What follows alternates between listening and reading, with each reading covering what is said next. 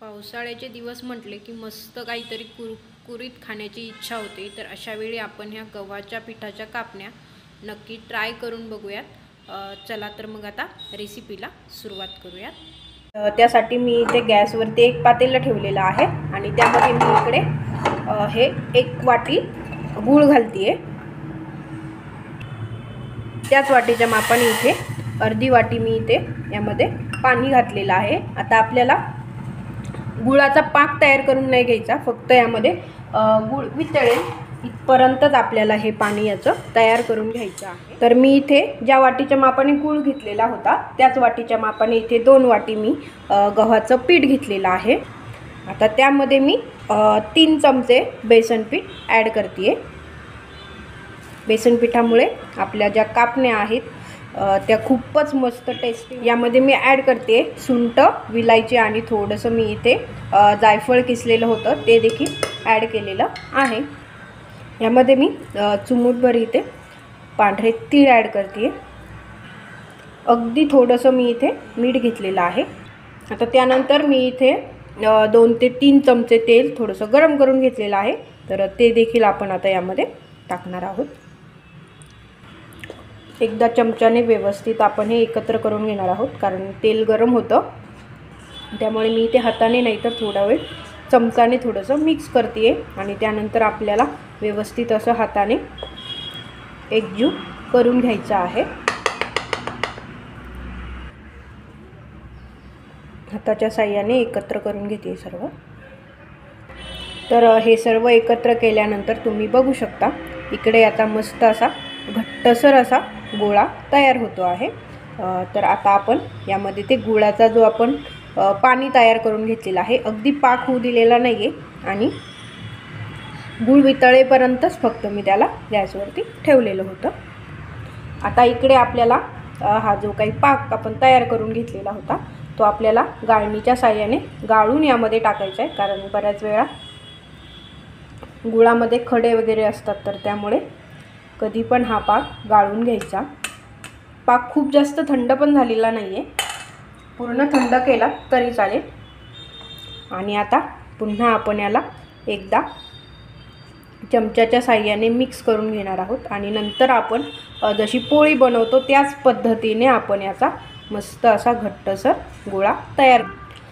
तेवढ्या पाकामध्ये जर आपलं पीठ ॲडजस्ट झालं नाही तर आपण यामध्ये वरतून देखील थोडंसं गव्हाचं पीठ घ्यायचं। मस्त असा घट्टसर गोळा तयार झालेला आहे।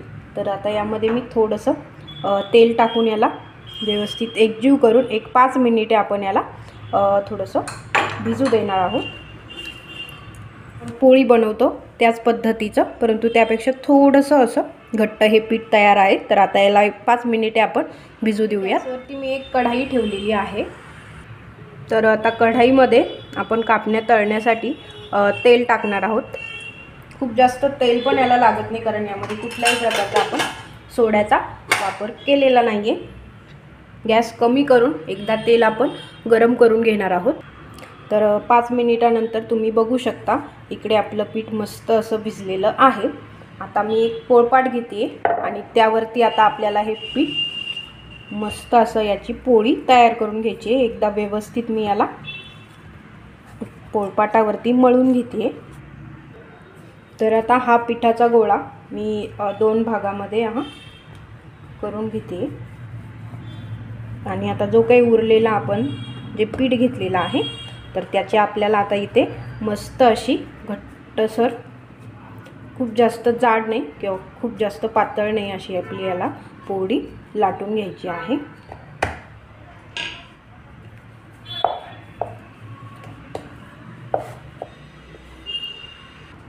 तर पोळी लाटून झाल्याच्या नंतर मी यावरती थोडीशी खसखस टाकते।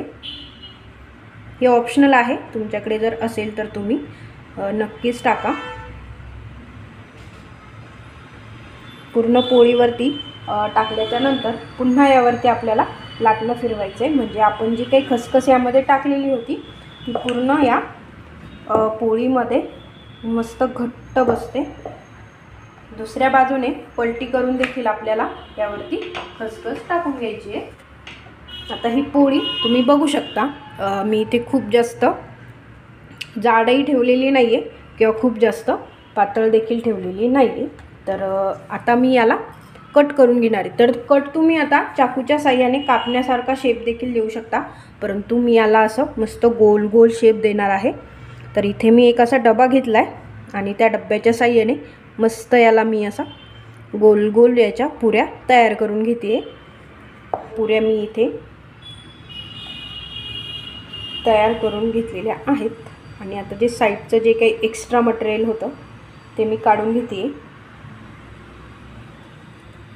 तर तुम्ही बघू शकता अशा पद्धतीने याच्या मस्त अशा मी पुऱ्या तयार करून घेतलेल्या आहे, ज्या आता मी एका डिशमध्ये काढून घेते.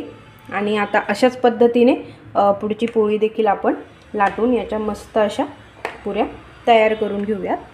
तर इकडे आपलं तेल देखील गरम झालेलं आहे. आता आपल्या पुऱ्या रेडी आहे. तर आता तेलामध्ये जेवढ्या बसतील तेवढ्या पुऱ्या आपल्याला यामध्ये सोडून घ्यायच्या आहे. तर इकडे तुम्ही बघू शकता मस्त असा कापण्यांसारखा आपल्या ह्या पुऱ्यांना कलर आलेला आहे. अगदी मंद गॅसवरच मी हे तळून घेतलं आहे.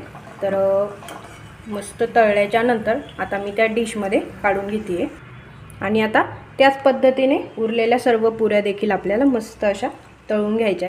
तर तुम्ही बघू शकता इकडे आपल्या मस्त अशा ह्या गव्हाच्या पिठाच्या कापण्या तयार झालेल्या आहेत. तर अगदी मस्त कुरकुरीत, मस्त अशा कडक आणि एकदमच छान खुसखुशीत आपल्या ह्या कापण्या तयार झालेल्या आहेत. तुम्ही बघू शकता मध्ये देखील याला खूप जास्त असे लेयर्स पडलेले आहेत आणि टेस्टला देखील ह्या खूपच अप्रतिम झालेल्या आहेत. तर तुम्ही देखील अशा ह्या गव्हाच्या पिठाच्या कापण्या नक्की ट्राय करून बघा. आणि तुम्हाला ही गव्हाच्या पिठांच्या कापण्याची रेसिपी कशी वाटली मला प्लीज कमेंट करत जा. आणि जर व्हिडिओ आवडला असेल तर व्हिडिओला प्लीज लाईक करा, शेअर करा आणि सबस्क्राईब करा. थँक्यू.